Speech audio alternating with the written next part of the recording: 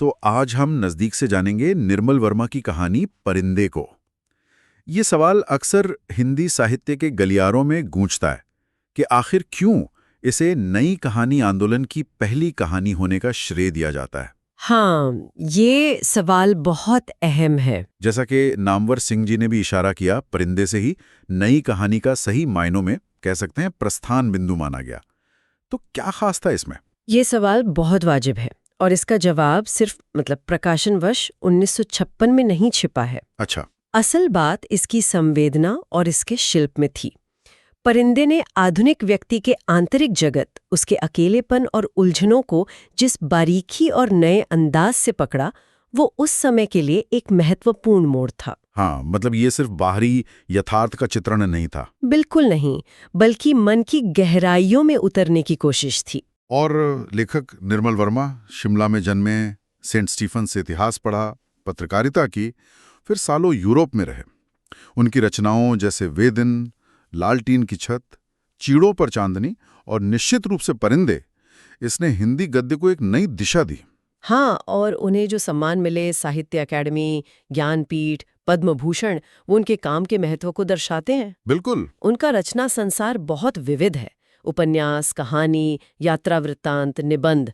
खास तौर पर उनकी कहानियों में आधुनिक जीवन की त्रासदी, व्यक्ति का अकेलापन, उसकी जद्दोजहद, ये सब केंद्र में रहता है। बिल्कुल।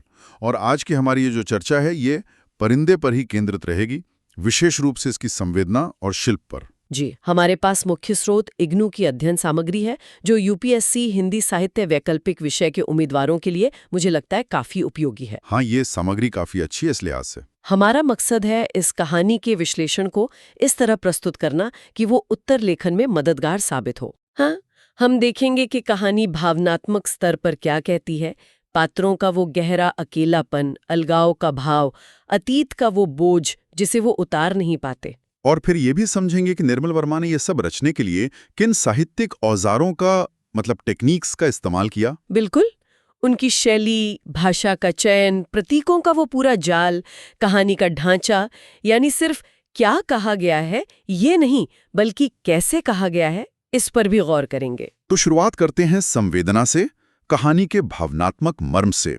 स्रोत कहता है, आधुनिक युग के व्यक्ति के जीवन की त्रासद स्थितियों का शब्दांकन। ये त्रासद स्थितियां क्या हैं? क्या ये सिर्फ दुख है या कुछ और? देखिए, ये सिर्फ दुख से कहीं ज्यादा है। ये आधुनिक व्यक्ति का वो गहरा एहसास है कि वो अकेला है, अजनबी है, कटा हुआ है। चाहे वो महानगर में हो या कहानी की तरह किसी पहाड़ी कस्बे में। एक तरह की अर्थहीनता, प्रेम की कमी या उसकी अप्राप्ति, और इन सब से बाहर निकलने की एक दबी हुई सी छटपटाहट। तो ये नई कहानी की पहचान थी, व्यक्ति के निजी सुख दुख को महत्व देना। हाँ बिल्कुल, उसके भीतरी उथल पुथल को महत्व दिया गया। ये बाहरी घटनाओं से ज्यादा मन के अंदर की कहानी है, जिसमें पीड़ा है, कुंठा, घुटन और संतरास, ये सब घुले मिले हैं। और कहानी में इस जटिल संवेदना को सबसे शिद्दत से कौन महसूस करता है? मुझे लगता है नायिका लतिका ही इसके केंद्र में है। निश्चित रूप से लतिका ही कहानी की धुरी है, जिसके इर्द गिर्द ये सारी संवेदनाएं जैसे घूमती हैं। उसका अकेलापन, उदासी, निराशा, ये सब सीधे तौर पर कैप्टन गिरीश नेगी के साथ उसके अधूरे प्रेम और फिर उसकी मृत्यु से जुड़ा है। तो ये हादसा महज एक घटना नहीं रहा। नहीं, ये उसके पूरे वजूद पर छाई एक धुंध बन जाता है। जैसा स्रोत में भी कहा गया है, व्यथा ही उसके जीवन की कथा बन जाती है। हाँ, वो जैसे अतीत में ही जी रही है, वर्तमान से कटकर किसी के लौटने की एक धुंधली सी आस में। बिल्कुल, और इसीलिए वो मिस्टर ह्यूबर्ट के प्रेम निवेदन को भी स्वीकार नहीं कर पाती। यहाँ एक सवाल उठता है, क्या ये सिर्फ गिरीश के प्रति निष्ठा है या अतीत से मुक्त न हो पाने की एक गहरी असमर्थता, जो शायद उस दौर की आधुनिक संवेदना का हिस्सा भी थी? ये एक बहुत अच्छा सवाल है। ये सिर्फ निष्ठा या दुख से बढ़कर है। स्रोत के शब्दों में कहें तो प्रेम की अप्राप्ति से वे हीनता, कुंठा एवं संतरास जैसी ग्रंथियों की शिकार हो जाती है। अच्छा। वो उस अनुभव से, उस खालीपन से बाहर नहीं आ पाती, जैसे जीवन ठहर सा गया हो, और उसका स्वभाव भी अंतर्मुखी है, जो उसे और अलग थलग करता है। लेकिन दिलचस्प ये भी है कि वो हॉस्टल की वार्डन के तौर पर काफी कुशल प्रशासक दिखती है, नियमों को लेकर सख्त है। हाँ, ये द्वंद्व है उसके चरित्र में। जूली के मामले में उसका रवैया शुरुआत में कठोर लगता है, पर बाद में वो नर्म पड़ जाती है, सहानुभूति दिखाती है, उसका लिफाफा लौटा देती है। ये क्या है? उसके चरित्र का द्वंद्व, या शायद उसके अंदर कहीं दबी मानवीयता का उभरना? मुझे लगता है ये दोनों ही बातें हैं। ये द्वंद्व उसके चरित्र को यथार्थ के करीब लाता है। एक बाहरी कठोर आवरण और अंदर गहरे दबा हुआ दर्द। जूली की स्थिति शायद उसे अपनी ही किसी भूली हुई भावना की याद दिलाती है और वो सहानुभूति दिखा पाती है। अच्छा, अब आते हैं डॉक्टर मुखर्जी पर। वो कहानी में एक अलग ही मिजाज लेकर आते हैं। हाँ, वो खुश मिजाज मजाकिया लगते हैं, लेकिन क्या उनका ये अंदाज भी एक तरह का मुखौटा है, उनके अपने अकेलेपन को छिपाने का? काफी हद तक उनका वो विनोद प्रिय स्वभाव सतह पर है। वो कहते हैं थोड़ी सी कमाई में सुखी हैं, लेकिन उनके अंदर भी अतीत का दर्द और एक गहरा अकेलापन है। हाँ। जैसे वो बर्मा वाली बात। हाँ। बर्मा आक्रमण के दौरान शायद उनकी पत्नी की मृत्यु हुई, जिसका जिक्र वो सीधे नहीं करते, पर उनका ये कहना, मरने से पहले मैं एक दफा बर्मा जरूर जाऊंगा, उनके मन में कहीं दबी हुई जड़ों की तलाश और अतीत की टीस को दिखाता है। और उनका वो अजनबीपन का बोध, अजनबी तो मैं वहां भी समझा जाऊंगा, ये एहसास कि कहीं भी पूरी तरह घर जैसा महसूस न कर पाना, ये भी तो आधुनिक अलगाव का ही एक रूप है ना? बिल्कुल। उनका लतिका के अकेलेपन को कम करने का प्रयास भी कुछ हद तक सतही लगता है, जैसे वो इस गहरी उदासी को छूने से कतरा रहे हों। हाँ, जैसे वो गहराई में जाना नहीं चाहते। बिल्कुल। ये दिखाता है कि एक दूसरे के दर्द को समझना भी कितना मुश्किल है। फिर आते हैं मिस्टर ह्यूबर्ट, संगीत शिक्षक। उनका अपना संघर्ष है। लतिका के प्रति उनका वो अनकहा प्रेम, जिसे पत्र में लिखकर वो अस्वीकृति पाते हैं और फिर माफी मांगते हैं। उनका अकेलापन, बीमारी का डर, डॉक्टर क्या मैं मर जाऊंगा, ये सब उनके चरित्र को और त्रासद बनाता है। हाँ, और शराब के नशे में उनकी वो पंक्ति, in a back lane of the city there is a girl who loves me, उनके दबे हुए दर्द और प्रेम की कसक को उजागर करती है। उनकी दिल की बीमारी और मृत्यु का भय उनके अस्तित्व को और नाजुक बना देते हैं। वो भी एक तरह से उसी पहाड़ी कस्बे में फंसे हुए परिंदे जैसे ही हैं। इनके अलावा जूली, मिस वुड, करीमुद्दीन जैसे पात्र हैं। जूली का पहला प्यार लतिका के जमे हुए अतीत के सामने एक कॉन्ट्रास्ट की तरह है। क्या जूली का अनुभव लतिका में कोई बदलाव लाता है? आपको क्या लगता है? हाँ, मुझे लगता है लाता है। जूली की मासूमियत और प्रेम का अनुभव शायद लतिका को अपने अतीत की पवित्रता और दर्द का फिर से एहसास कराता है, जिससे वो जूली के प्रति कठोर नहीं रह पाती। अच्छा। दूसरी तरफ करीमुद्दीन का पात्र है, जो अंग्रेज बहादुर के समय को याद करता है। ये भी अतीत में जीने का एक अलग रूप है, व्यवस्था और पहचान की तलाश। सही कहा। ये सारे पात्र अपने अपने तरीके से कहानी की मुख्य संवेदना, अकेलेपन, अतीत के बोझ और मुक्ति की एक अस्पष्ट छटपटाहट को और गहरा करते हैं। और इस पूरी संवेदना को रचने में परिवेश यानी सेटिंग का क्या योगदान है? कुमाऊं का वो पहाड़ी कॉन्वेंट स्कूल, सर्दियों की छुट्टियां, देवदार के पेड़, धुंध, ये सब। देखिए, परिवेश यहाँ सिर्फ बैकग्राउंड नहीं है। निर्मल वर्मा की खूबी यही है कि वो परिवेश को पात्रों की आंतरिक मनोदशा का हिस्सा बना देते हैं। कैसे? वो धुंध सिर्फ मौसम का हाल नहीं बताती, वो पात्रों के मन पर छाई उदासी, अनिश्चितता और अलगाव का प्रतीक बन जाती है। बर्फ, ठंडी हवा, चीड़ के पेड़ों की वो आवाज, ये सब मिलके एक ऐसा माहौल रचते हैं जो ठहरा हुआ है, इंतजार में है, उदास है। जैसे लतिका का महसूस करना कि वो बाहर फैली हुई धुंध का हिस्सा बन गई थी।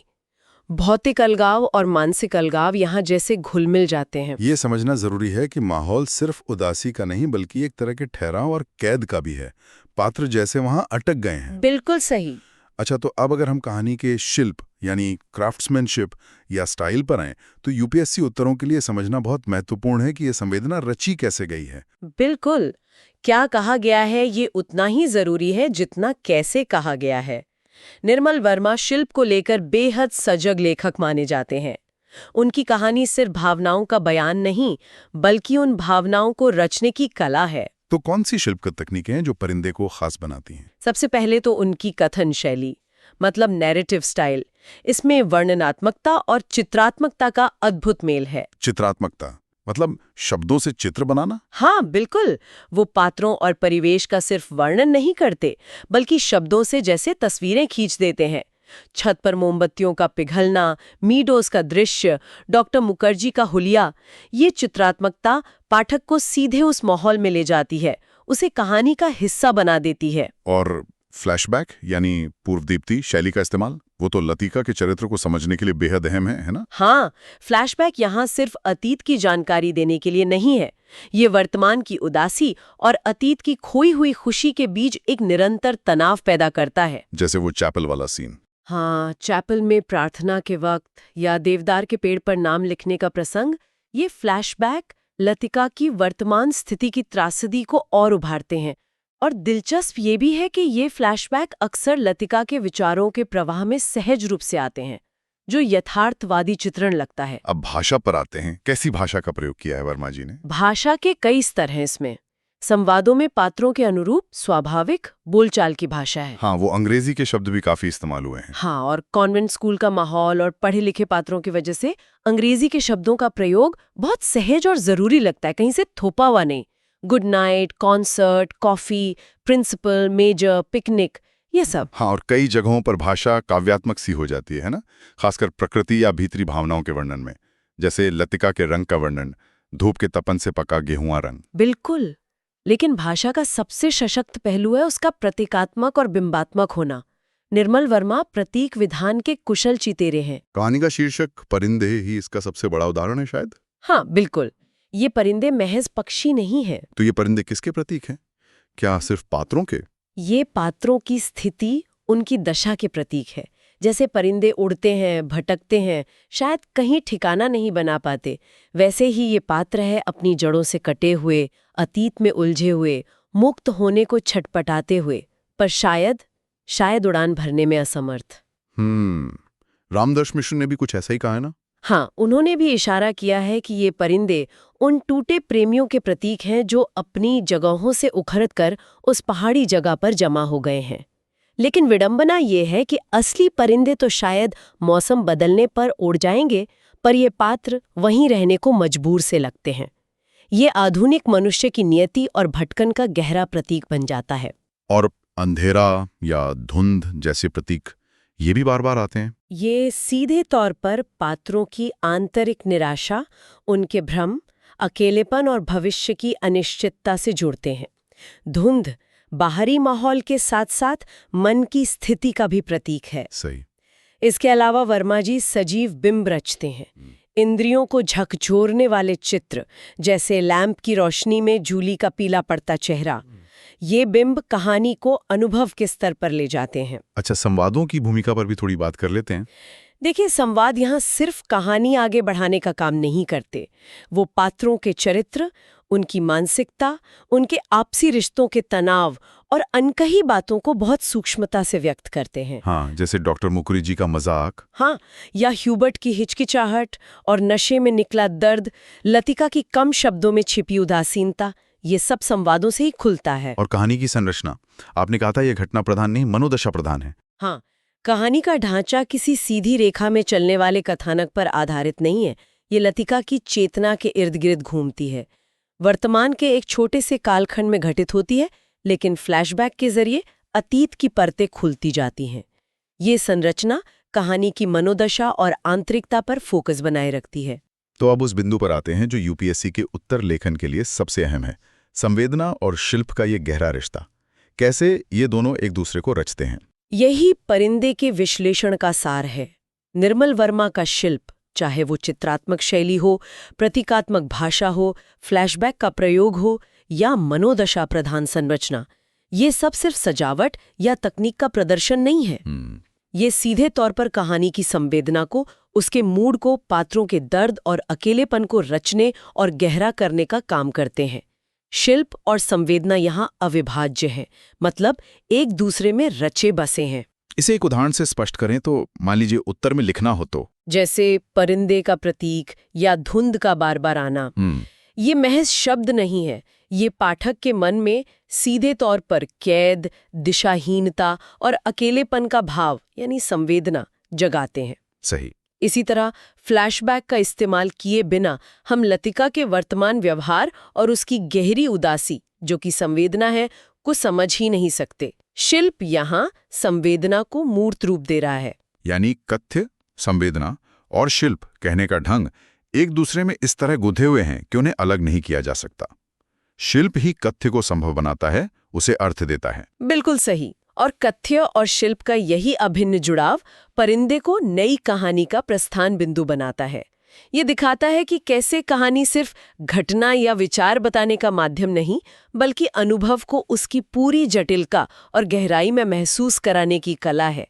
वर्मा ने आधुनिक संवेदना को व्यक्त करने के लिए एक नई भाषा, एक नया शिल्प खोजा, कह सकते हैं। तो अगर हम संक्षेप में कहें, परिंदे कहानी आधुनिक व्यक्ति की जटिल संवेदनाओं जैसे अकेलापन, अलगाव, अतीत का न मिटने वाला बोझ और मुक्ति की दबी हुई इच्छा को व्यक्त करने के लिए एक बेहद सधे हुए और प्रभावशाली शिल्प का इस्तेमाल करती है। हाँ, जिसमें चित्रात्मक और प्रतीकात्मक भाषा, फ्लैशबैक और वर्णनात्मक शैली का मेल और एक मनोदशा केंद्रित संरचना शामिल है। और यूपीएससी उम्मीदवारों के लिए इस अंतर संबंध को समझना और अपने उत्तरों में दर्शाना बहुत महत्वपूर्ण है। बिल्कुल।